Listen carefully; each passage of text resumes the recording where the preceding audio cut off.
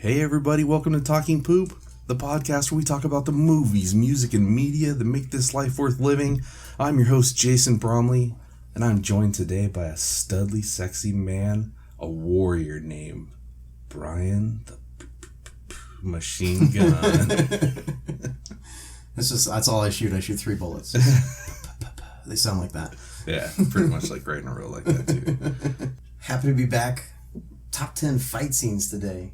That's what I'm talking about. Finally, like some action shit. Let's go. Hell yes. Yeah. Do you lose sleep at night? Grab your pillow tight. Do you struggle to find why Han and Luke had to die?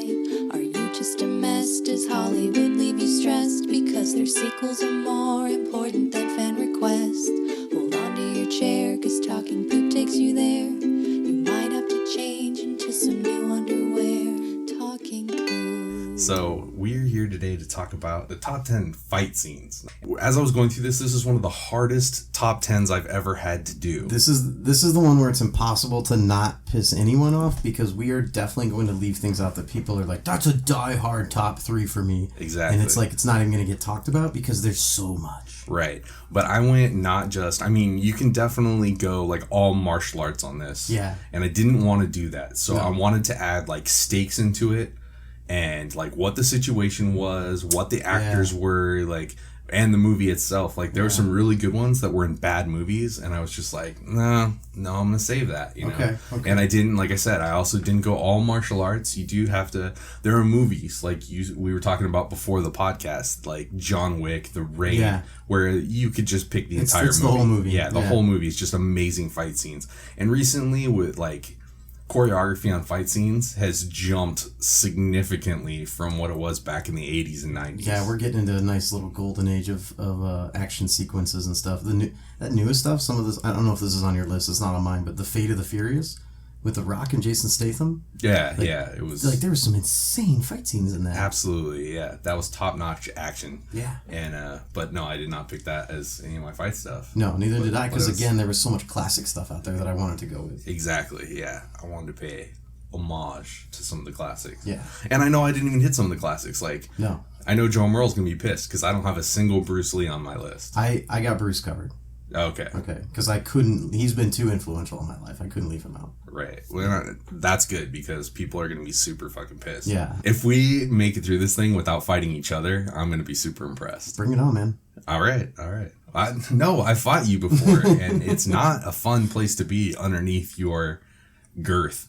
You know, I choked someone out from my back today, so they were on top when I choked them out. You choked me out from your back before. You were just like, let me just show you that just because you're on the bottom doesn't mean that you're losing the fight. Yeah. And you showed me that, and you remember these lessons 10 years later. I am so proud of you. Yeah, they're hard lessons. They are hard lessons. Forget. Yeah. Another time, just for the fun of it, like you choked me out from behind. Just came up behind me and started choking me out, and then let go just before I would have gone black. Like I saw all the little purple fuzzies and stuff. That's how you know, like, you were one of my good friends. Like I would only do that to my good friends. Yeah. Well, I would have actually appreciated it if you would have just choked me out to completion and laid me on the floor. But instead, you let go, and then just my legs were doing this thing, like this uncontrollable like shake. I was just like, oh fuck, I'm gonna fall, and I wanted to fall, and I couldn't fall, and I was like, what? What has Bryan Gunn done to me? Jason had the spaghetti legs. He took control away from my body in a way that no one ever has. You're welcome. It's not pretty. It was not fun. But let's, what do you say we talk some poop, Bryan? Let's talk some poop. All right. These are in no particular order. My first top 10. No, these were really tough to put in order. It was impossible to put it in order. But we do have like a top 3 at the end. We'll do our absolute top fist fight, sword fight, gun fight. But these other ones are just my top 10.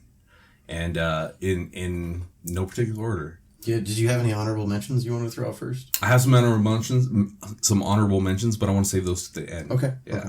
So my first one I'm gonna throw out is Christopher Reeve versus Terrence Stamp in Metropolis Skyline, Superman 2. Wow, that wasn't even on my radar. Really? No. This one for me was always a huge, like, I would watch it and then play with my action figures. Yeah. But just like they break into the Daily Planet and they're like fucking with Lois, and they put Perry White's head through the ceiling, and you're just like, where's Superman? And at this point, Superman had lost his powers. Yeah. So you're like, General Zod and Ursula and Non, the big scary dude, there was no hope. They were gonna take out the entire world. And then Superman shows up outside, and he's standing on the flagpole, and he says, would you care to step outside? And oh my God, every time my nipples get super hard and the hairs stand up straight on all my arms. I got goosebumps just now when I said it. And an erection. Wow. And then they go out and have one of the best fights. And this was like in the early 80s that they filmed this fight. And there's so many good things. At one point, so Superman and Non are fighting, and Superman knocks Non into the ground, and then they're underground, and just you hear the battle, and it's just like the street is shaking, and you hear like, and then Non comes flying out of the ground and goes through like 3 buildings. Yeah. And you're like, damn, that's an old classic awesome cartoon move. I like that. Absolutely. And one of my favorite things is Ursa, the chick. She kicks a manhole cover, and it flips up into her hand, and she goes, Superman, and she chucks it like a frisbee, and it hits him in the stomach. Oof. And he flies into a car.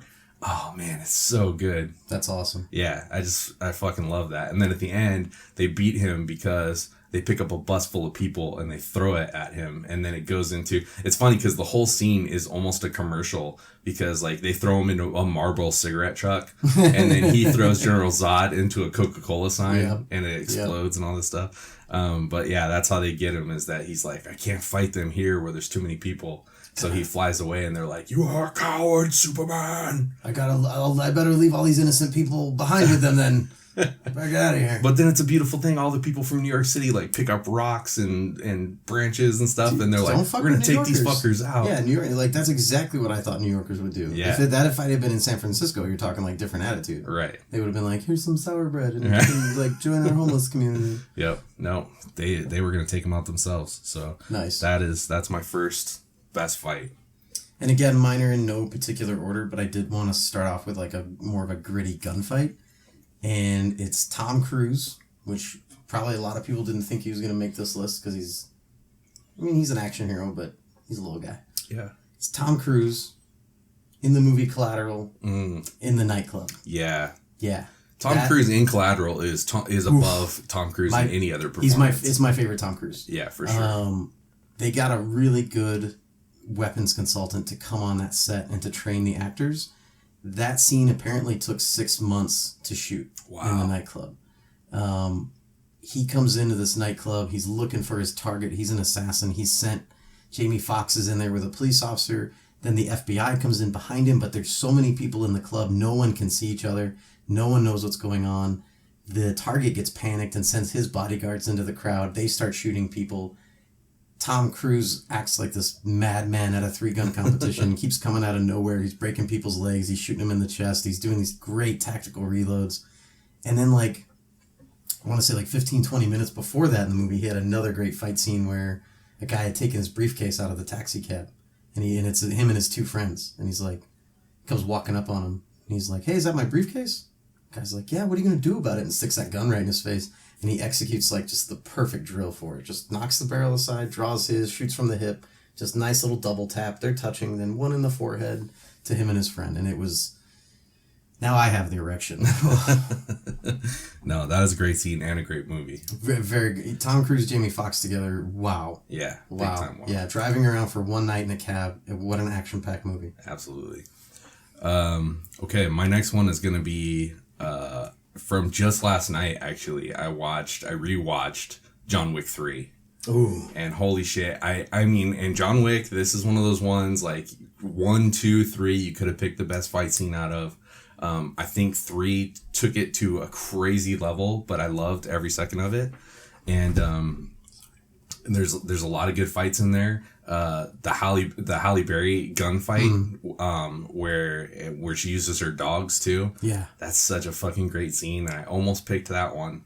One of the things I pointed out to my wife when they're going through and shooting everybody, the gunfight's over, and Keanu Reeves turns back toward her, and when he brings his cover across her, he raises it up above her head and then brings it back down, because you would never like cover your person or bring a gun across your partner. In the Army, it's as much of a sin to like throw your barrel across someone as to shoot them. Right. Like you'll get your ass beat for that. Yeah. And so I noticed, I was like, even that little detail, like they kept that in there. That was really cool. Plus, I'm sure you can tell by the way that they're handling their weapons. They trained like motherfuckers for that sequence. He put videos out of him training with 3 gun, and it was amazing. Yeah. Great job. Yeah.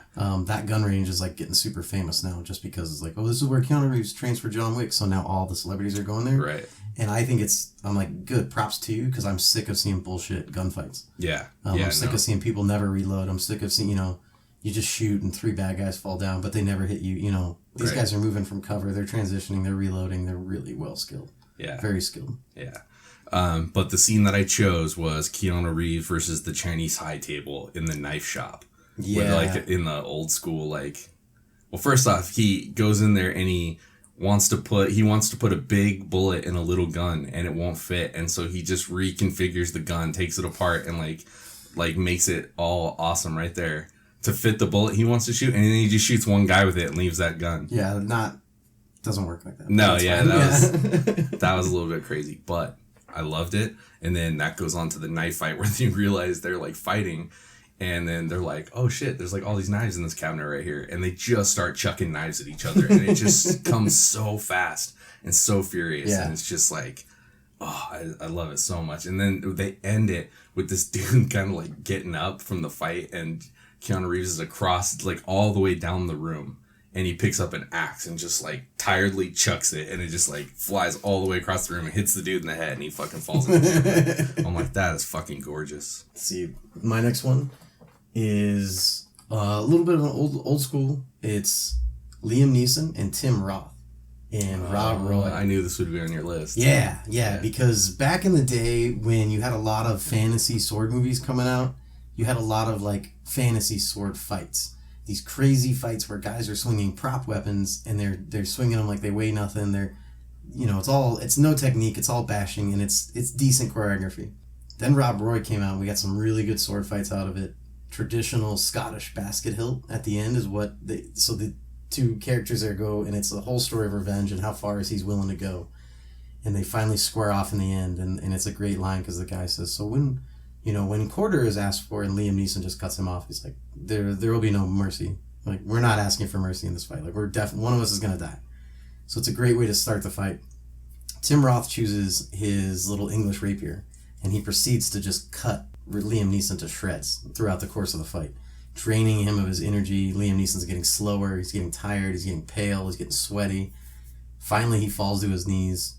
He just hasn't managed to hit him with his bigger, heavier sword. He falls to his knees. Tim Roth puts his sword at his throat, and he looks over, like, to get permission to kill him. And as he looks over, Liam Neeson reaches up and just grabs the blade. And he tries to pull it out of his hand, and he just won't let go. And that's that little drawback of that little rapier blade. You're not going to cut through a steak with that. So he just holds on, grabs his big basket hilt, and bashes him right in the shoulder. Like, pretty much takes his head and arm off at the same time. And that was the end of the fight. And I loved it for how realistic it was, and for how smart Rob Roy was to let him be seen like, I'm getting tired, and really he had that strategy the whole time. And I thought that was great. Ooh, so this is one of my favorites. I even had to rewatch this afternoon. Yeah, just this fight scene. It was Brad Pitt versus Adam Fogarty in the underground boxing match at the end of Snatch. So yeah, dude. Okay, wow, so I didn't even think about that. This is bare knuckles. They're not wearing gloves, and he gets into this match, and they've already established throughout the movie that Brad Pitt knocks motherfuckers out with one hit. Yeah, he does not care. He won a fight that he wasn't supposed to win. Supposed to throw it for the crime boss. Throw it for this crime boss, and because he doesn't, they fucking burn his mother alive in her camper. And now Brad Pitt has to go, and they're gonna kill him, and they're gonna kill Jason Statham, and then his like buddy too. Everybody. They're gonna kill everybody that are the good guys in this movie if Brad Pitt doesn't fucking throw this fight in the 3rd round. And so Jason Statham is like, whatever you do, don't. knock him out. Yeah. And Brad Pitt gets himself totally fucking wasted before the fight so that he won't be able to knock him down. Right. And like he's so drunk, he like wakes up and he's like, I gotta have a shite. He gives him that whole pre-fight speech, and then he's like he slept through it the whole time. Exactly, yeah. The great thing about that one is the first punch he throws during the fight knocks the guy right the fuck out, and everybody's just like, oh no. And Brad Pitt's like, sorry, whoops, whoopsie. And so he's like, whatever you do, don't fucking knock him out. So the guy gets up, and this is a big motherfucker compared to Brad Pitt. Yeah, he's kind of fat, but he's a big motherfucker. Yeah, I wouldn't have called him fat. I would have called him like sexy. Oh yeah. That's not very nice of me to call him fat, but big. I like the way he looked. But this dude gets back up, and then fucking Brad Pitt's just trying to like, he's really like, come on man, fucking hit me. And so the guy, puts in a couple hits, and then he like hits Brad Pitt in the jaw and hurts him. He kind of goes against the ropes, and then he just comes off the ropes, dude, and he's just doing body shots. He's just like going crazy, and the guy's like, what the fuck?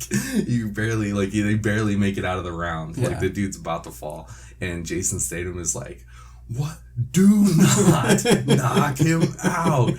And then he goes in there, and he starts taking some shots, and the dude starts like giving him some good ones, and then they kind of like cut through different sections of the fight. But my favorite part is like right up at the end, like Brad Pitt's fucking tired, the other dude's tired, and the guy fucking swings and he punches Brad Pitt, gets him in an uppercut, takes him off his feet, and they go into slow motion off his feet, and when he hits the mat, he goes underwater. Yes. And he's like underwater, like floating, and he's looking up at himself up on the mat. Yeah. And he's like all bent, he's all like fucked up, and he's down. And you're like, oh shit, dude, he's out for the count. And then he's like, nope. And he comes up out of the water, hits the guy, and knocks him the fuck out. Yeah. I thought that was such a great way to show that. Yeah, and you're like, oh, he's fucked. But who cares? Because he fucking fucked that dude. And then they run out thinking they're about to get whacked, and it's like, a pikey reaction. He's a big fucking reaction. Turns out Brad Pitt had been planning ahead the whole time. Yeah, and then they go through the whole thing. But I love it too because they come out and the guy comes out with a shotgun and he's like, when you're about to get smoked, the only thing you can do is pull a stupid face. And they freeze on him and they're all like, give me the fucking shooter. Oh, that's such a great movie. Yeah, so fucking Snatch and Lock, Stock, and Two Smoking Barrels are fucking like just two masterpieces. Absolutely. Right there. Love them. Yeah. I guess it's my turn. My next one's a hand-to-hand fight, and it's Matt Damon in Bourne Identity. I wanted to put Bourne on there because there's so many good ones. A lot of people, I noticed as I was doing research for this, a lot of people wanted to pick stuff from the later Bourne movies. Mm-hmm. There's a scene in the third one, I don't remember which Bourne it is, Bourne something. Born Again. Born Again. He's gonna really definitely find his identity this time. But he's like running around rooftops and they're jumping, they're doing like their crazy parkour stuff. And I was like, yeah, that was cool. But for me, it's the first movie, it's Bourne Identity, and it's the first time he squares off another agent like himself, although he doesn't know it at the time. But that's a guy who's been activated specifically to take Bourne out, who's been through all the same training and all that shit. He gets to the safe house with the girl's going through, I think she's like washing her hair or whatever, they're getting the water turned on in this house where he's like, oh, I'm learning about my identity, like apparently I get mail here, and he's finding all these passports, and she's like, oh shit. And then you don't really hear anything, but he just kind of like stops. And he's just goes through the kitchen, and he grabs a knife, and he's like, yeah, just jump in the shower, I'm gonna keep turning water on. You can tell you're like, something's up, but like I have no clue what. Right. And then sure as shit, dude comes through the window, he's got an MP5, comes through spraying, breaking the glass. Then Matt Damon has this amazing fight, which really set the tone for the Bourne movies, where he starts using everything at hand. Right. At one point, grabs a pen, and he just jabs this pen in this guy like 5 times before he just leaves it in between 2 of his fingers. Yeah. And the guy just pulls it out and keeps coming. Grabs a magazine at one point to deflect a knife. He's got to roll up all tight, and he's hitting him in the carotid with it. And it's a brutal, up-close fight scene with a lot of the shaky camera edits and stuff. But I liked it, and I also think it was a trendsetter for more stuff to come. Absolutely, yeah. Really good fight. Yeah. All right. So this one is probably, if this is my most like indie choice. So probably a lot of people haven't seen this one. But it's Casey Samoska and Ryan Thompson, the schoolyard fight at the end of 3 O'Clock High. I have not seen that. Oh man, that's one of those ones that like very few people have seen, and I always recommend it to people. It is a weird like cult movie, but it's even been remade recently. I think it was called Teacher Fight with Charlie Day and Ice Cube. Yeah, so that was a direct remake of 3 O'Clock High. But basically, like Casey Somoska, you probably know him from. He's the dude who was the pugilist in Young Guns. Okay. So he's a high school kid. He's a big old nerd. And this new guy comes to school, and he's like a big bad motherfucker, and everybody's afraid of him. There's like this story that like he murdered his parents and all this shit. And so he comes to the school, and Casey Somoska tries to become friends with him. And the one thing this dude does not like is to be touched. And he's taking a piss, and Casey Somoska's trying to talk to him in the bathroom, and he's like hits him on the arm, and he's like, "All right, man." And the guy's like, "At 3 o'clock. You and me are gonna fight." And the whole movie is him trying to like puss out of this fight for the rest of the day. Like he's trying to like, he does everything he can. He even tries to pay a dude $200 to beat the dude up, and the guy gets like fucking smacked in the nose and goes down with one hit. And then at the end of the movie, like he has no choice. Like he has to fight this dude, and like the whole school is standing around, and they're just in a circle. Of course. And it's one of the most epic fucking nerd fights ever. There's also no faster way to get every teacher's attention in the world than to have every kid form a circle. Exactly. But what was crazy is that even the principal is like into this fight. He's like just standing there watching it. That's awesome. Yeah. And this is one of the first times I ever saw brass knuckles used. Oh, yeah. And so like at the end, like the thug kid has brass knuckles, and he has them in his pocket. He doesn't use them, but then the nerdy kid gets the brass knuckles, and he fucking puts them on, and then he fucking hits the bully at the end. That's and knocks an equalizer. Him the fuck yeah, out. That's an equalizer for sure. It sure is. Yeah, but that was one of those ones that like if you're ever like picked on as a kid, you're like, fucking nerds can win. Yeah. No, they can't. Yeah, no, they can't. In real life, that dude would have fucking tore up this dude.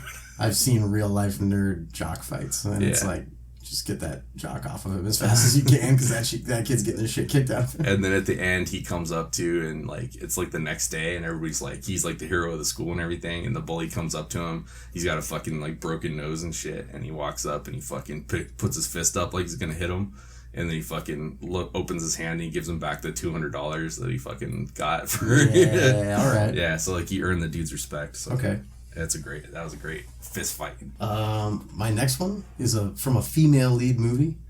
It's got Charlize Theron in it. Ooh, yeah. I like me some Charlize Theron. It is from Atomic Blonde. Oh, that movie is so fucking good. And sexy. Sexy. Super sexy. Well, anything she's in is going to be sexy. Yeah. She was sexy in Mad Max. Oh, for sure. Like, even with the bald head in one hand. Even that bald head didn't matter. Yeah. She could give me a nubby with that hand, and I'd still come all over her bald head. Yeah. The stairway fight. There's a ton. That's another. It's one of those movies where Atomic Blonde is where I probably could have picked 5 or 6 different fight scenes. Yeah, it's so good. You know, I would have made people mad by picking one or the other.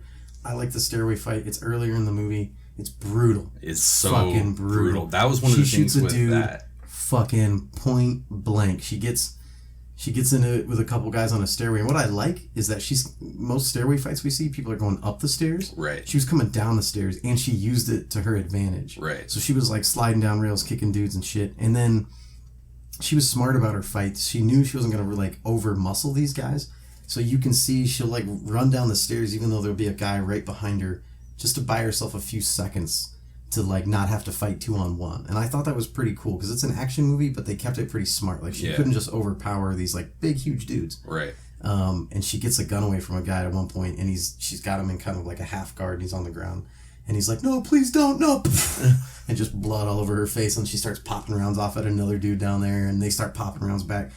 Stairway fight, I love stairway fights because it's close quarters, it's cramped, you can't hide. There's no distance to like push back against someone or to try to get away. Like you're in a stairwell with somebody, you better know what the fuck you're doing. You better be comfortable in close quarter fighting, and the choreography also has to be really good because there's not a lot of places for the cameras to be. Right. So this is why it's a little higher on the list than some of the others. This is definitely like in like the women coming into their own and they show women being able to fight just as good as a man, you know?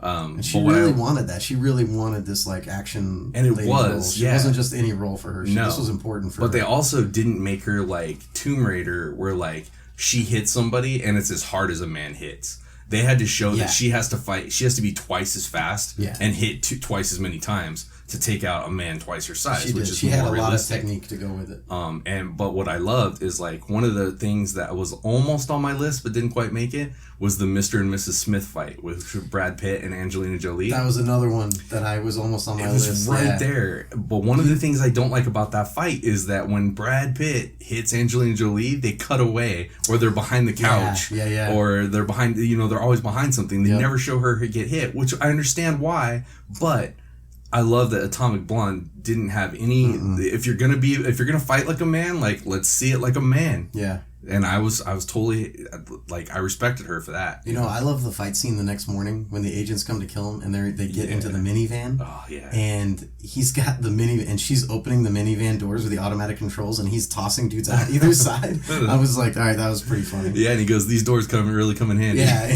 and then that whole movie from there, like they go into the like not hardware store, like home department store. Yeah. They have that whole crazy shootout in there. Like, great movie. Great movie. So my next one is... Oh, no, it's me. Oh. That was you. You just did talk about yeah, that's right. You were going to talk about Mr. I'm sorry. Sorry. I'm excited. I brought up Mr. and Mrs. Smith, but it wasn't. It's not even on my list, which it should be. And I just thought of like two other great ones that aren't on my list. But my next one is Antonio Banderas in a bar full of thugs in Desperado. When...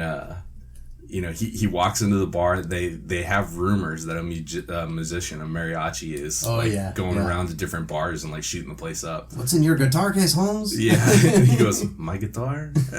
Let us see it. He opens it up and like they're all like, oh yeah. They start walking away and then all of a sudden like it tips up, dude, and then like the guitar comes out and they see all the guns and bombs and shit in there and they're like. I just want to say, by the way. If you're carrying around a hollow guitar with a bunch of guns and grenades, you're gonna hear it. It's like it's not gonna be subtle. Around. It's definitely not gonna come off as a guitar case. But don't ruin my dreams. I'm sorry. This is my favorite.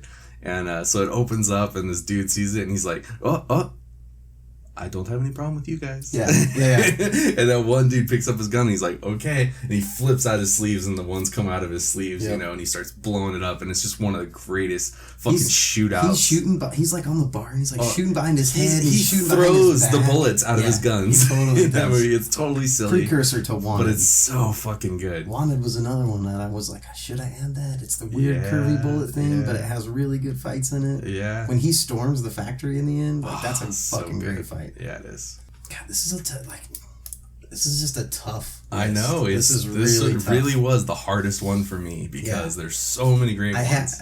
You can't see us right now, but I have like 25 fights on these pieces of paper. You have two notebook I could not whittle it down to 10, so I'm kind of trying to whittle it down here on the fly, but I still don't want to make any cuts. I want to talk, I could make a top 100 for this category for sure. For sure. My next one has got to go to a man from the land down under.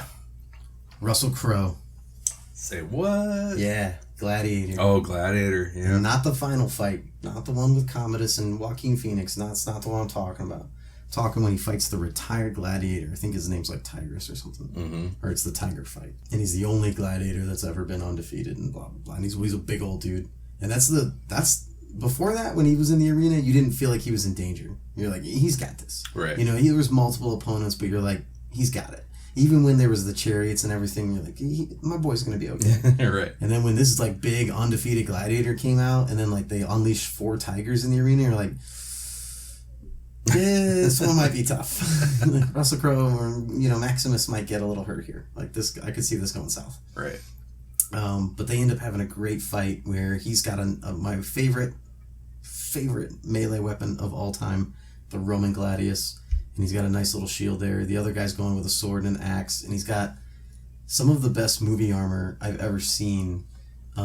He's got a helmet on and the faceplate comes down and is like the face of a god, but his helmet is like the head of a lion. Yeah, that's badass. And then his pauldrons, his shoulder armor, is like huge tiger paws that are just, I remember just seeing that as a kid, just being like, I want that. I fucking want that armor. Yeah. And they go through these great fight scenes. They go back and forth. Of course, the guy like tries to kick dirt in his face and everything.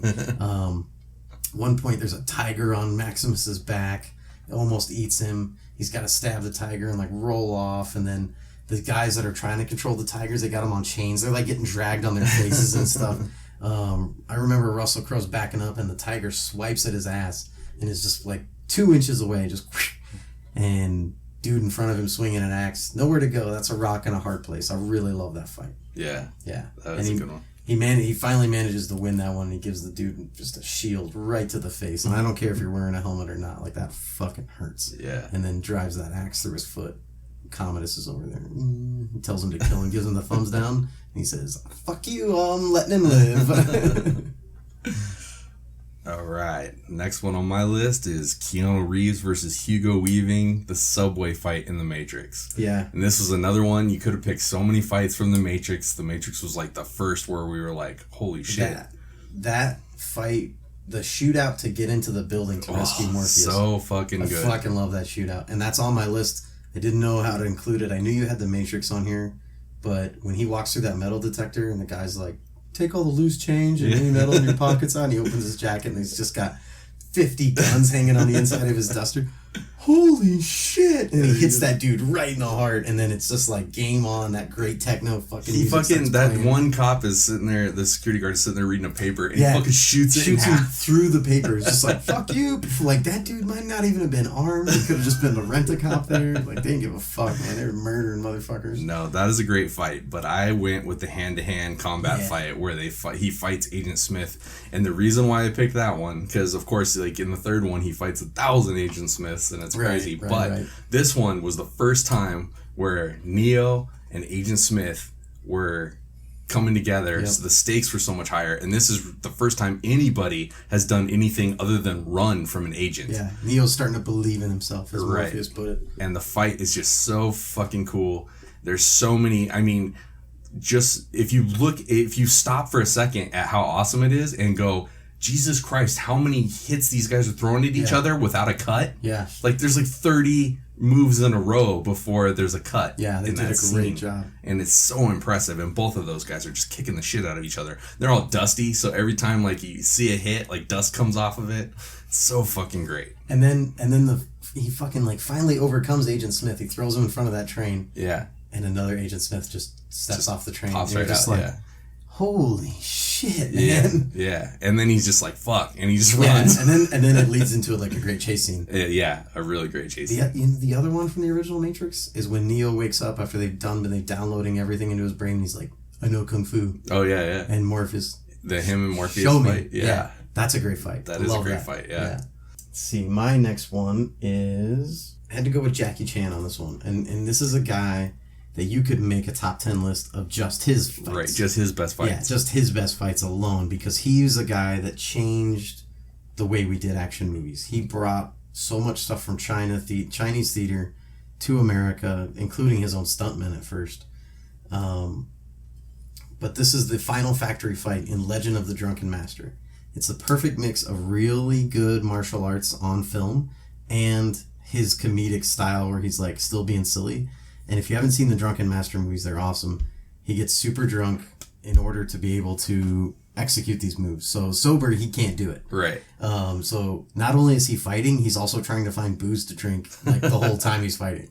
And it's great. And then the one thing I liked about this final factory fight too is he goes against someone of near equal skill. And instead of, in a lot of Jackie Chan movies, he's fighting a lot of people, which isn't a bad thing, but this one was more of like a boss fight feeling. Right. And a lot was at stake. And then it's like, honestly, it's like a 9 or 10 minute fight scene. Wow. That goes from this really clean, upstanding Jackie Chan to by the time the fight's over, he's covered in sweat. His clothes are torn. He's dirty. He's burned. He's cut. He's bleeding. Like, which is probably all really how he was. Because it's really him doing all this stuff. So it's a fantastic, like, long fight scene that still has enough tension in it to keep you engaged the whole time. Yeah.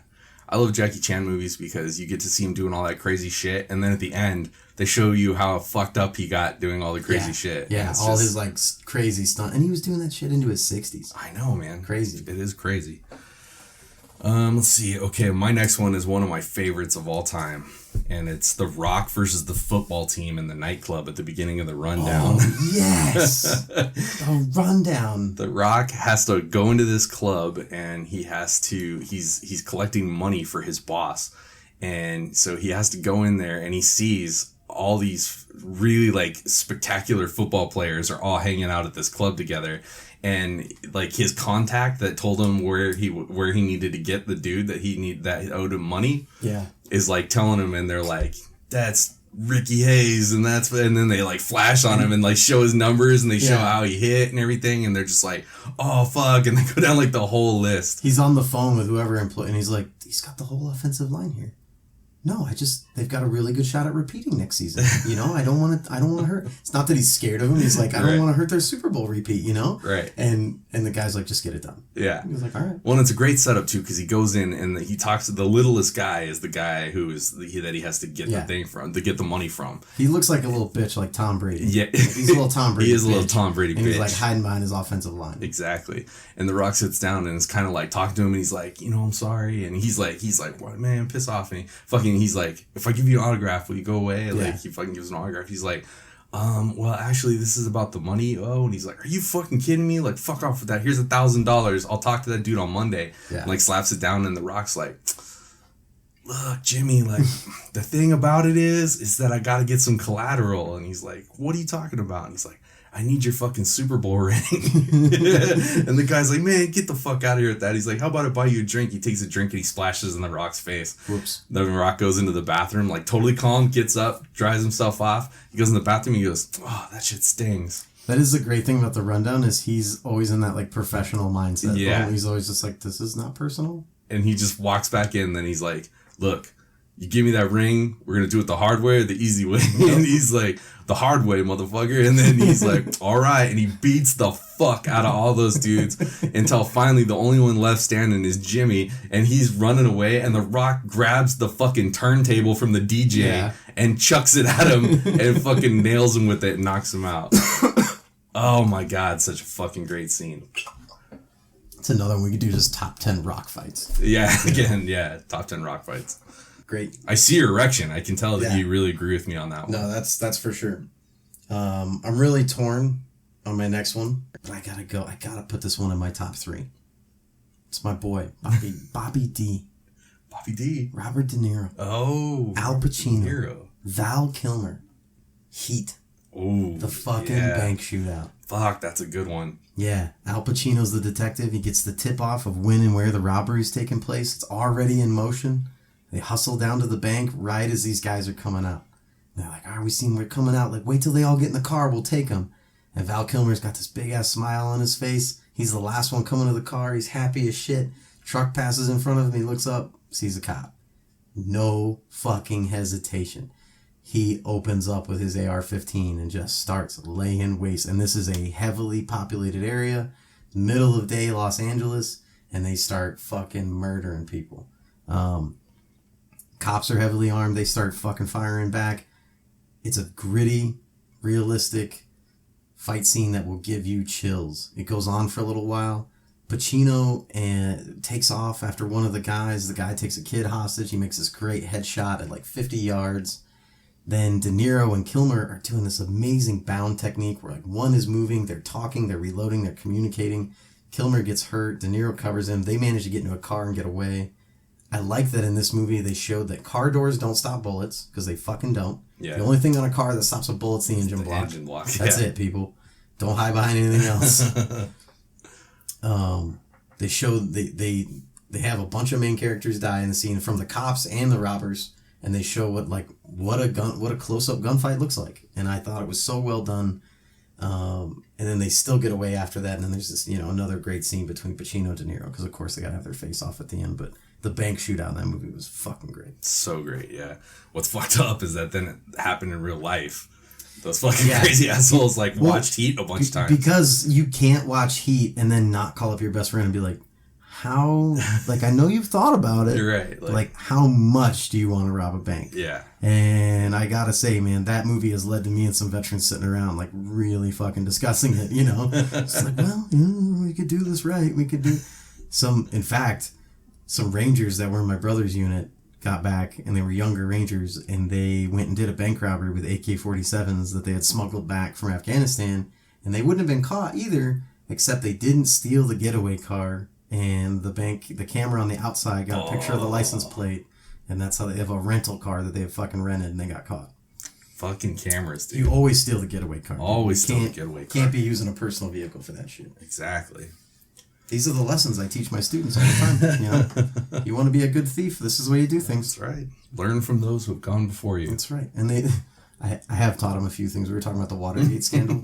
And the guys, they taped the lock on the door while they were doing the Watergate tapes. And the cleaning staff came around, saw it was on tape, or saw it was taped and untaped it. And the guys retaped the door later. So that's when they got reported. So I told my students, I said, if you're going to be doing stuff like this, don't tape the door. Just know if you're breaking in somewhere at night, you're going to have to open it every time. Like, Mr. Gunn, why would you tell us stuff like that? And I'm like, look, whatever you want to be in the future, I just want you to be the best at it, okay? If you want to be a criminal, I want you to be the best criminal you can be. That's right. I want you to look back and say, you know what? Who my best teacher was? Bryan Gunn. All right, my next one is also celebrating the ladies. Yeah. It's Uma Thurman versus the Crazy 8 gang. I did not want to include this one, and everybody seems to think that this is just the greatest fight of all time. And I tell you what, I did not like it that much. Really? I mean, it's such a great sword massacre. She's just cutting off arms and legs and... Nobody out of the entire fucking Crazy 88 knows how to block.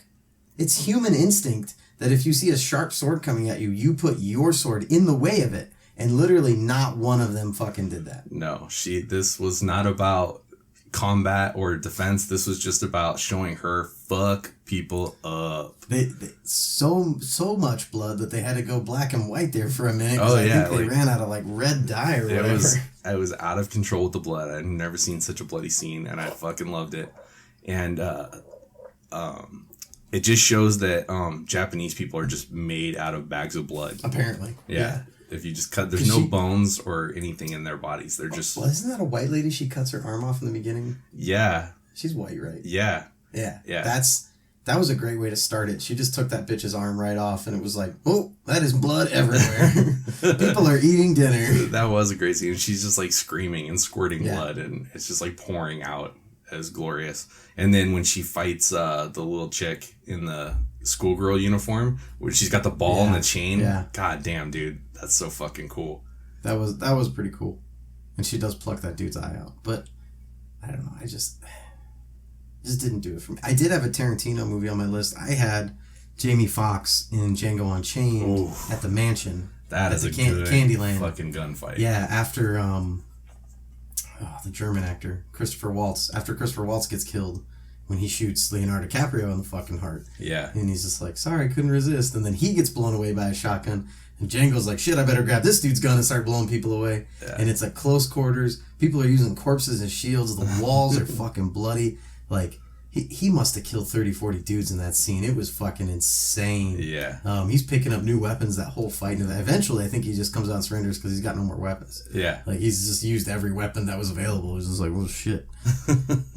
But he comes back, gets his vengeance later. That was the only Tarantino one I included. Well, I agree with that one as well. It's great. Yeah, that was an awesome one. My next one, my number 9 is... It was between two of them. It was really close between two movies. And on one hand, I have two of my favorite martial artists, Jet Li and Donnie Yen. On the other hand, I have two of my favorite actors, Jean Reno and Gary Oldman. So it was a toss-up between the gray fight in the biggest budget film that's ever come out of China, which is Hero, and one of Jet Li's best movies ever, or probably one of my top 3 films of all time, The Professional. Such a good movie. And the infight in The Professional is what I went with. I went with number 2, The Professional. They find out where he lives. They send up what appears to be the entire NYPD, I believe. It leads to one of my favorite lines in a movie ever, when Gary Oldman literally gave me nightmares when I first saw this, and he tells the guy after Jean Reno's blown away a bunch of his people, and he's like, bring everyone. And the guy's like, boss, what do you mean everyone? And he's like, everyone! run! And you see every single vein that Gary Oldman has is popping out of his body in some way, and you're just like, oh my God. And he scared the shit out of me in that movie. So they send everybody up. Jean Reno has like shoved Natalie Portman down the garbage chute, the laundry chute, whatever that was. He's like, you get out of here, little one. I'll buy you time. And badass hitman just goes to work. He's hanging up above his door. He's dropping down, shooting dudes. He's closing the door behind him, throwing grenades. Finally, they set up a fucking recoilless rifle and shoot a rocket into his room. He still manages to live through that and disguise himself as a wounded cop and head out. And you think he's going to make it out, and you think him and Natalie, which was weird because he was an adult, Natalie Portman was like 13, but you still wanted them to be together. Like you wanted that relationship to continue, like her to continue like learning from him, and you thought he was going to make it out and like make it back to her. And Gary Oldman sees like who he is and shoots him right in the back of the head as he's going down. And as he drops, he just like, he comes down and Gary Oldman's standing over him. He's like, what'd you say? And he's like, and he says her name and he opens up his hand and he's just got a grenade pin. Yeah. And, oh shit. And then just fucking blows up that whole tunnel they're standing in. Yeah. And you're like, all right, well, he still got him in the end, I guess. That is an amazing movie. That's just that movie's amazing. Yeah, so well done, heart-wrenching, emotional, and the action sequences. The very first scene in that when he's moving through that building as a hitman and taking out all of these guys' guards one by one by one. The dude leans over the rail. He does the classic grab his tie, pull him off. Then the fat guy backs into the closet and he just comes out of the dark, puts a razor and a phone, puts a razor to his throat and a phone to his ear. He's like, just fucking listen. And, you know, it just gives him, the guy just says, you're never going to come to my town again, right? And he's like, oh, yes. Fucking great movie. Such a great movie. So many great setups. And then, I mean, all the performances, like Natalie Portman is amazing. Yeah. Jean Reno is amazing. But I mean, and everybody always says that like Gary Oldman is amazing, but you don't know amazing unless you've seen him in this movie. Yeah, he scares you. He's a cop who takes drugs and runs drugs on the side, and he murders Natalie Portman's entire family, including her little like autistic brother. Well, you know what's crazy though about his performance in this movie? It's so fucking over the top that it should be stupid. I feel like if it was anyone but Gary Oldman, it would have been. He walks around singing and doing silly shit. The way he takes the drugs when he like puts the pills in his mouth and cracks them, and then he's like, he works so hard on it that it's so fucking believable. So good. Yeah, he really created that character. He really did a good fucking job. Yeah. It's just... It's a major reason why that's a number 2. Is because everybody comes together in that movie to make a great film. Absolutely.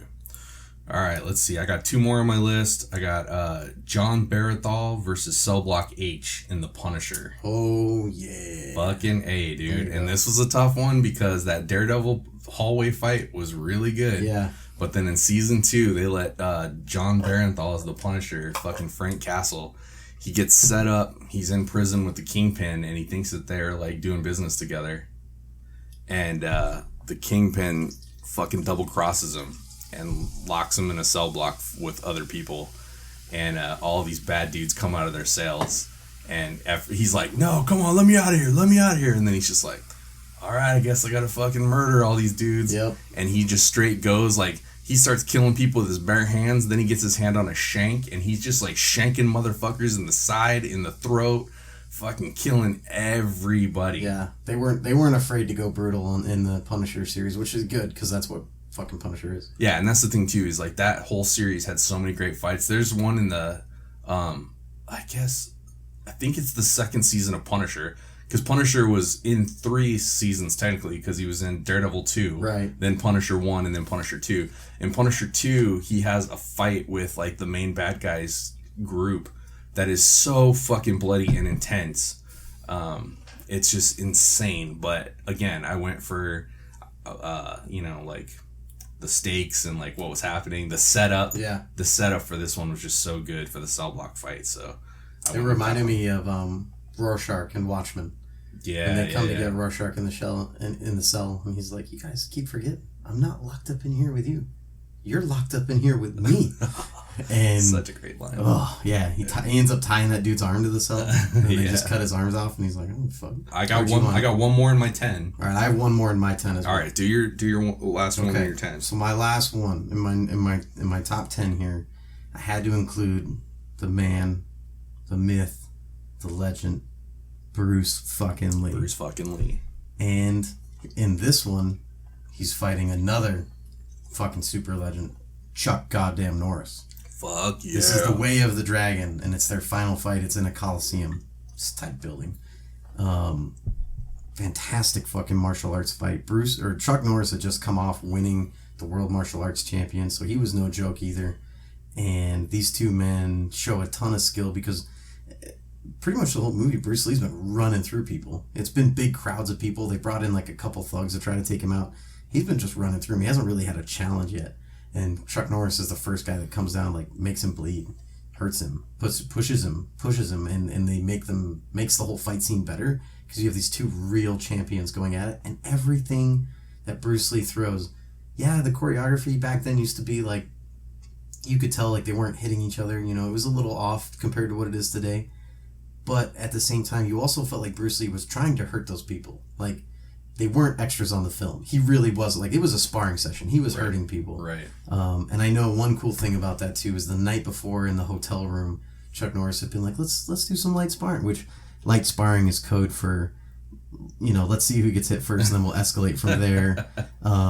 And he's got, in the movie, he's got a wrap around his middle. And it's like big old ace bandage around his middle. Because they were in the hallway the night before, and Bruce Lee kicked him so hard he broke 2 of his ribs. And if you've seen Bruce Lee's videos where he kicks people who are, you know, messing around or doing his 1-inch punch thing, he doesn't just kick people and you go oof. Like, he kicks you and you fly 6 feet before you make contact with the ground again. You know, like, the dude had amazing lethality behind his moves and amazing fucking technique. He created Jeet Kune Do. He created the modern Hollywood fight system. And that's why, more than anything, that's why Bruce Lee's number 1 on this list. Nice. Very nice. All right, my last one is one probably, it's also kind of an indie one, and I'm going to slaughter the name, I'm sorry, but it's Nin Sik Choi versus the bad guys in Old Boy. And it is a hallway fight scene again, where he gets off an elevator. He's going to this dude fucking kidnapped him, locked him up for like 10 years, maybe 20 years. Locks him up in a hotel room for 20 years. Did he have room service? He did. He had like food and he had TV and stuff. Could he get like escorts to come to his room and stuff? No escorts, no. That's what I like to do. He had to just like sit around and jerk off. But then torture. This guy fucks him over so bad, like sets this whole thing up. So like one day he just opens the door and lets the dude out. And then everything that happens to this dude is like set up. He meets this girl, they fall in love, they fuck. It turns out it's his daughter. Oh. Why is this movie on your list?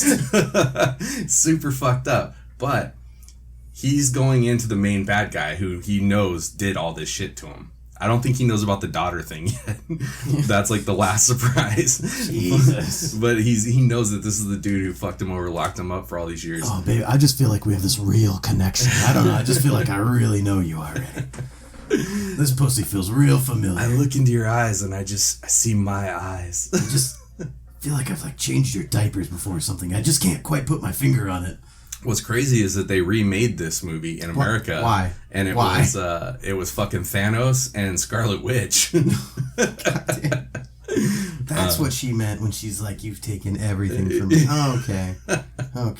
Yeah, but in the original, he gets on this elevator and he goes down and he's going to like the bad guy's fucking lair, and it just opens up and the screen is actually small. All you see is like the hallway this big. There's black on the bottom and black on the top. The fucking elevator opens and he has a claw hammer, and he fucking takes out a hallway full of dudes, probably 50 of them, with a fucking hammer. Ouch. Yeah, and it is fucking brutal. Yes, but it's amazing. There's no clean way to kill someone with a hammer. No. There's no subtle way to do that. No. There's no humane way to do that. Yeah, he uses both ends of the hammer. Yes, and he fucking works these dudes over, and it is amazing. That reminds me of one of my favorite scenes in a movie. It's not a fight scene, but it's in Team America World Police. He's like, "Just in case you get captured, you might want this. And he gives him a fucking hammer to take his own life. Totally. All right, let's run through some honorable mentions just real quick. Just go through your list of honorable mentions. So some of the things I had in the honorable mentions, I've mentioned some of them already. The whole movie of Judge Dredd with Carl Urban in it. Oh, fucking amazing. Yeah. Let's see, Ed Harris and Viggo Mortensen in Appaloosa. That, I guess I didn't, that might have been supposed to be on the list. But the infight where it's the two of them versus five guys, and I liked it because it was over in about 10 seconds. Yeah. And he goes, man, that was over quick. Everybody knew how to shoot, you know? Everybody was real accurate. Then we have Bruce Lee again in Enter the Dragon when he takes on, I think, the entire population of China in extras. I think it's every person in China came to fight him and got punched. And again, you feel like he was really killing them. And fun fact, he throws Jackie Chan across the room in that scene. Really? That was Jackie Chan getting his start as one of those extras. Nice. Connor McLeod versus the Kurgan in Highlander. Scott Pilgrim versus the World was actually, it was a silly movie, but they actually had some really good fights in there. Fights in that. Yeah. And then I'm gonna save that one. Jason Statham, Transporter, and then you had already brought up The Raid, but I wanted to bring up The Raid just for what another groundbreaking type film that was. Yeah. And then of course any Ip Man film with Donnie Yen, which I love Donnie Yen and everything, but I specifically like the Wing Chun that he does in Ip Man, because Wing Chun is all about redirecting your opponent's punches. Right. And it's blocking with any part of your body, and I just really like that. There's a scene in there where he's fighting people on this round table that like can't balance, so they're having to balance and fight at the same time. It's fantastic. That's very cool. And then the Ong Bak movies and The Protector with Tony Jaa. Oh, that I guy's had to include amazing. Tony Jaa. Muay Thai is my favorite stand-up way of fighting, and it's all elbows and knees, and you see Tony Jaa like jumping off of things and cracking people on top of their fucking heads with his elbow. Yeah. And you really feel for those people. And then the spa scene in Eastern Promises and Viggo Mortensen where he's naked and an assassin comes in to kill him in the spa, and they're all sweaty and rolling around, and it is a fucking brutal fight. Yeah, that is really brutal. All right, is that all you got for honorable mention? That was my honorable mentions. All right, here comes my honorable mentions. Ben Affleck versus the Kidnappers and Batman v Superman. This is the first time we saw Batman fucking go in and whomp some ass. And it's not a good movie. That's why it didn't make my list. Yeah, not a good one. But Ben Affleck fucking tears it up. And the extended version on the DVD is even better. They add like an extra 30 seconds to that fight, and it's so good. Ewan McGregor and Liam Neeson versus Ray Park in Star Wars The Phantom Menace. Definitely the best lightsaber battle ever found on film. That was the thing about the the new Star Wars movies have their problems, and one of the problems is the combat choreography. Right. The prequels also had some problems, but one of them was not combat photography. Ray Park was a world champion level bow staff fighter in black belt. Yeah. And that fight between Liam Neeson, Ewan McGregor, and Ray Park is amazing. It's epic. Yeah. It's so good. And I used to watch it all the time in its entirety and like fast forward through the other parts of the story. Like, no, just get back to that fight. Yeah. Fuck yeah. And then just the Duel of the Fates playing in the background gets you so fucking pumped. That's my second favorite Star Wars. So it's Imperial March, then Duel of the Fates is number 2 so right there. So good. Christopher Reeve versus Christopher Reeve in Superman 3. I always fucking loved that as a kid, where Clark Kent fights Superman. They split into two people and fight each other. Fucking so good, dude. I fucking love that so much. Brandon Lee versus Top Dollar's gang in The Crow, when he goes in and sits on the end of the table. I was wondering if you're gonna bring The Crow up. I love The Crow so much. It's one of my favorite movies, but that shootout, dude, fucking still gives me goosebumps. He's like, I see you've made your decision, now let's see you enforce it. And he's like, this is boring the shit out of me, kill him. And they fucking blow him away, and then he's gone. And then they're like, what a dumb motherfucker. And the guy walks over and he goes, where the fuck did he go? And then he just takes one in the side of the head, and he gets fucking blasted. And Brenly comes out from under the table, rolls out, and he's just fucking blasting. Yeah. He just takes all those dudes, and he's like, you're all gonna die. I fucking love that so much. We lost him too soon. Yes, we did. He would have done some really cool stuff had he not died in that movie. Yeah, his dad was a trendsetter, and I think he would have just continued that. And this is the only place where I included Bruce Lee on my list. Okay. And it's Brad Pitt versus Bruce Lee in Once Upon a Time in Mexico. Once Upon a Time in Hollywood. Once Upon a Time in Hollywood. And it's very much been debated lately in the news and everything. People are pissed about this scene. Yeah, I haven't seen it yet. But it was so fucking awesome. Like, Bruce Lee he's talking about how he can, like, he goes, my hands are deadly weapons. And if I kill someone with my bare hands, I'll go to jail for the rest of my life. And Brad Pitt just stands up and he's like, if anybody kills anybody with their bare hands, they'll go to jail for the rest of their life. That's the rule for all of us. Yeah. And then so Bruce Lee is like, you think you're better than me? And then so he goes, all right, let's play a little game. Who can knock each other on their ass 3 times first? And so Bruce Lee like goes back and fucking kicks Brad Pitt and he falls on his ass. And then he goes, all right, let's do that again.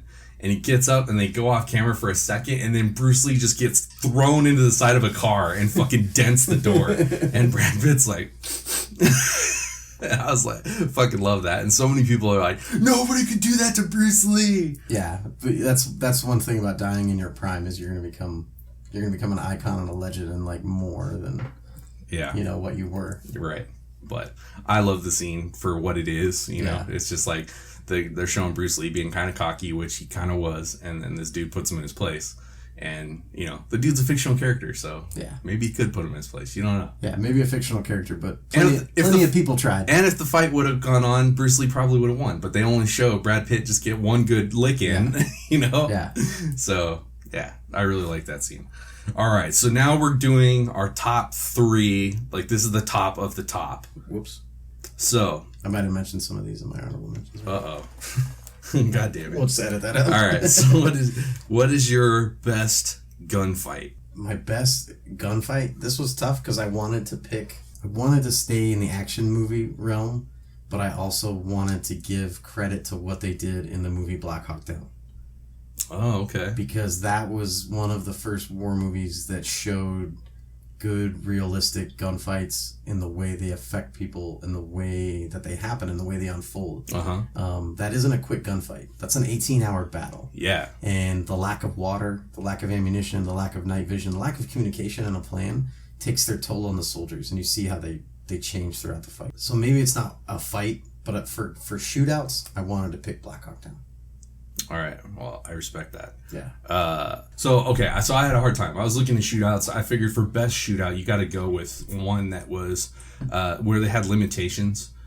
So not a John Wick movie, where it's all CG bullets and shit. Like, so I had a hard time between The Good, the Bad, and the Ugly because that has a great fucking shootout at the end. But I went with The Way of the Gun with Benicio del Toro and Ryan Phillippe. Okay. And the reason I went with that is because like, when you watch that thing, like, you really get a respect for, first off, it's a huge stakes gun battle. Like, the whole movie's leading up to that. There's a lot going on. There's a lot of different personal relationships that are going to be solved during that gun battle. And a girl is giving birth during the gun battle. I forgot about that. And then all these dudes are just, like...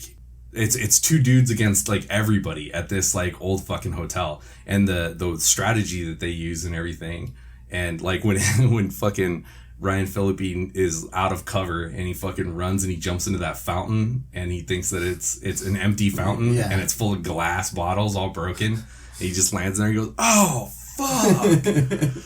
Oh, so good. But then the bad guys are up on the top and they're pushing the shades open and fucking shooting from the second floor, which that reminded me a lot of Butch Cassidy and the Sundance Kid, which is also a great fucking shootout. Yep. But for this one, I went with like the length of the shootout, the stakes of the shootout, and then just like the logistics of how they set it all up and filmed it. It's amazing. Okay. Yeah, that is a good one. So that's your top shootout? That's my best gunfight. Best sword fight. Best sword fight? I went with my favorite sword fight, and I know a lot of people are going to disagree with this one, but I really enjoyed it. Part of it's because I'm a big ancient history fan. Part of it's just because it was so damn cinematic. It wasn't the most realistic sword fight, but it was so damn cinematic, and there was so much on the line for this. It's Brad Pitt and Eric Bana outside the walls of Troy in the movie Troy. That was a good one, yeah. And it's... Eric Bana has led a raid on the Greek camp, and he killed Achilles' cousin, Patroclus. And Achilles was about to leave. He was going to leave the war. And after his cousin gets killed, he's like, oh, game on, motherfucker. So he comes out, just starts yelling his name, gets him to come down. You know, he said, this city has like 200-foot tall walls, and he's one man, and he's out there. He's just fucking Hector!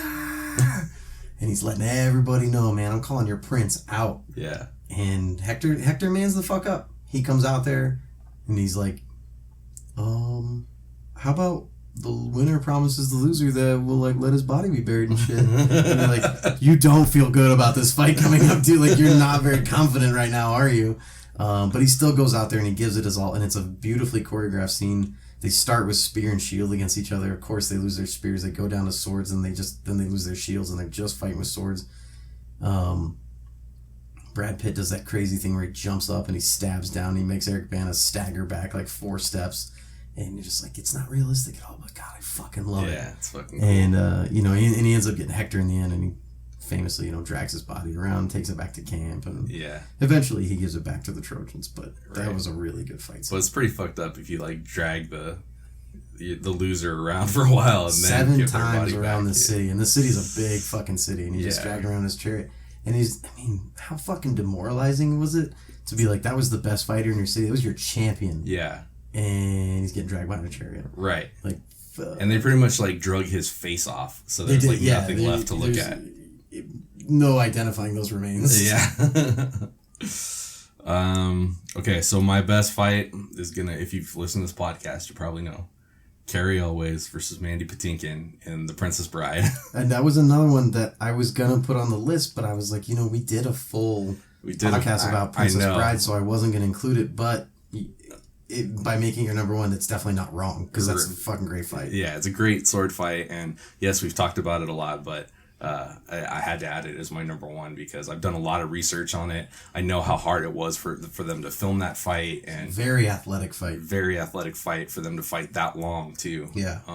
That was something, especially in the 80s. Like, now we're kind of switching over to that Asian cinema where we're letting our fights go longer and on and on and on. But in the 80s, like, the rule was like keep them under 2 minutes. Yeah. So because they weren't good.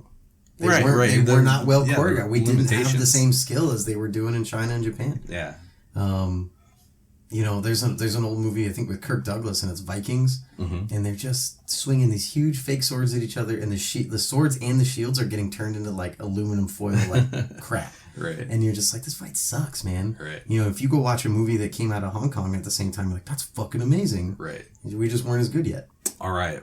Best fist fight. This is really tough. This was tough on me too. This is tough.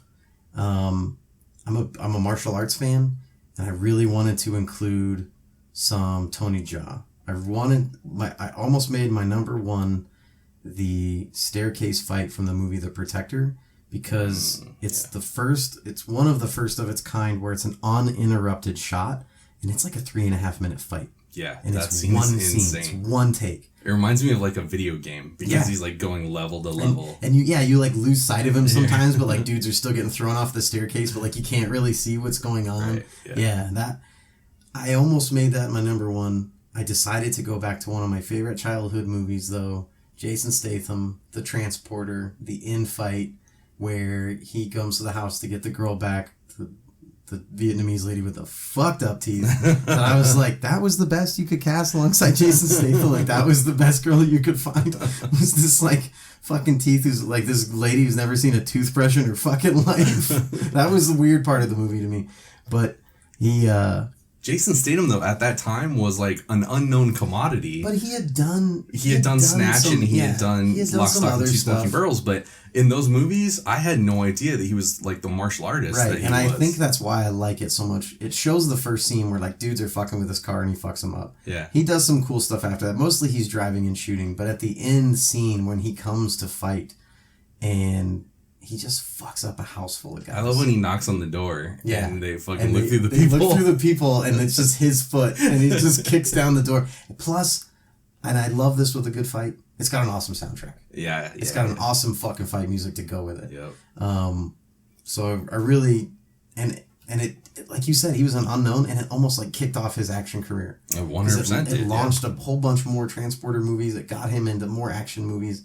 And he's just a really good actor. Like, he can hold his own when he's not in an action movie. Yeah. So, I'm glad we have Jason Statham today. I'm glad the original Transport movie is my favorite out of that series. Nice. Yeah. Very nice. All right, my best fist fight. I had to go fucking all the way classic. Go with my boy, Harrison Ford versus the Nazi. Oh, in Indiana Jones and the Raiders of the Lost Ark. Wow, he had to use a plane to win. Oh, you know what? I love that fight so much. From the very beginning, he was like, the big old Russian dude's like, all right, let's go. And he's kind of sliding down the wing of the plane. Oh, German, sorry. Yeah. Nazis were German. German, Nazis, whatever. Russians were fighting against the Germans, just saying. They're all bad guys. Yeah, they're technically. So, but the Nazi, like waves him over. He's like, all right, let's go. Yeah. And Indiana Jones slides off the wing. He's like, all right, Doesn't he, like, check his pistol? No. Or does he not have it? He doesn't have the pistol. Okay, I thought he, like, checked it. Like, can I shoot this one? No. Like, he doesn't have the pistol at this point. But he walks up. He's tired. He's been fighting all these dudes. And he goes up, but he acts like he's more tired than he really is. Yeah. He's like, He hits the dude like 3 times and the dude laughs. Yeah, the dude's just like, oh, and then he just freaking cold clocks Harrison Ford and he just falls back on his ass and he's like, oh no, I'm going to need something more to take this dude out. And so the whole time he's like positioning him and this fucking, the plane is like moving around in a circle. And it finally comes around where that fucking blade is on the other guy's side. And he's like, all right. You just see his freaking guts hit the... Which I will say, when you're in a serious fight, like you could get that kind of tunnel vision. Absolutely. That's a real thing for Absolutely. Sure. Yeah. And I don't know if you know this, but that dude that played the Nazi is the same guy that he fights in Temple of Doom that gets his rope caught in the rock fight and it sucks him in and he gets smeared again. Oh man, I did not know that. It's the exact same actor. Wow. Yeah. And that is a big fucking dude. That is a big fucking guy. For the best fist fight, I had to go with my boy Indy. Okay. Not to mention, his punching sounds are the most fun. No punch sounds like that. Those are the 80s punch sounds where you're just like, that was a meaty punch. And then talk about that. It's really disappointing when you punch, when you grow up on those movies and then you punch someone and you hit like, somebody that's just... You're like, what the... Also, I just want to tell people that every time you draw a gun out of your holster, it doesn't make the sound. Just want to let you know. I know, it's so disappointing too. Even when you're holding it, swords are the same thing. You can draw a sword completely silent. It doesn't go shing. No, sorry, it doesn't do that. So upsetting. All right, Brian, I think we freaking did it, dude. Yeah. Like, I think we did this action scene episode in its butt. Yeah, we hit it like Captain America hit Thanos with the hammer. Just uppercut. Oh, speaking of Captain America, dude, the elevator fight. Holy shit, that was supposed to be one of my honorable mentions. The elevator fight. Any of you guys want to get off? Yeah, that was going to be one of my honorable mentions because he knows it's coming. And again, like I said earlier, I love the cramped quarters fighting. Oh, so good. And he does when he says that line. Anybody want to get off? Yeah. And then at the end he kicks his shield up and holds it. And in game when you're like, oh shit, he's got to do it again. And then he's just like, Hail Hydra, motherfucker. Yeah. Captain America using his brain over his brawn on that one. That's so good. Yeah, that was great. Damn. Oh man, and I'm sure there's people listening that just want to kill us right now. We miss so much. Disclaimer, doing it, you can't do a top 10 all-time fights list, and we try to include shootouts, we try to include martial arts movies, we're trying to include sword fights. So you can't just do a top 10 on this list. There are too many awesome fucking action movies out there. Yeah. We should probably do a part 2 to this later at another date where we could come up and talk about this for several episodes. Easily. I mean, the Highlander, that final battle was one of my honorable mentions. Right. And that fucking movie deserves a podcast of its own. Right. Yeah. Yeah, for sure. No, this was definitely a hard one, but it was a fun episode to do. Fun to talk about this stuff. Yeah. And if you guys want to get in touch with us, you can hit us up on Instagram or Facebook. Yeah, let us know what you think. Let us know what we missed. Let us know what we missed. Let us know what your favorites are, because we want to know about them. And if we miss some good ones, then we'll even maybe we'll have some other people on and they can talk about that would be fun. Their favorites. Yeah. So maybe we'll do a follow up to this episode. But I think that's good for this week. Brian, you got anything going on? Life. Life has been doing it to us. Life has been trying to just grind me into dust. Yeah. And I'm fighting a good fight. I'm still, I'm fighting that resistance. I'm waking up at 4:30. I'm doing my writing. I'm teaching. I'm coming home. I'm cooking. Doing homework with my daughter. And then before I know it, it's just time to hit the hay. Oh man, you're a real American hero. You're out there doing it. I'm trying, man. We love you and we appreciate you. All right, guys. So that's it for this week. And as always, if you're not talking poop, you don't know shit.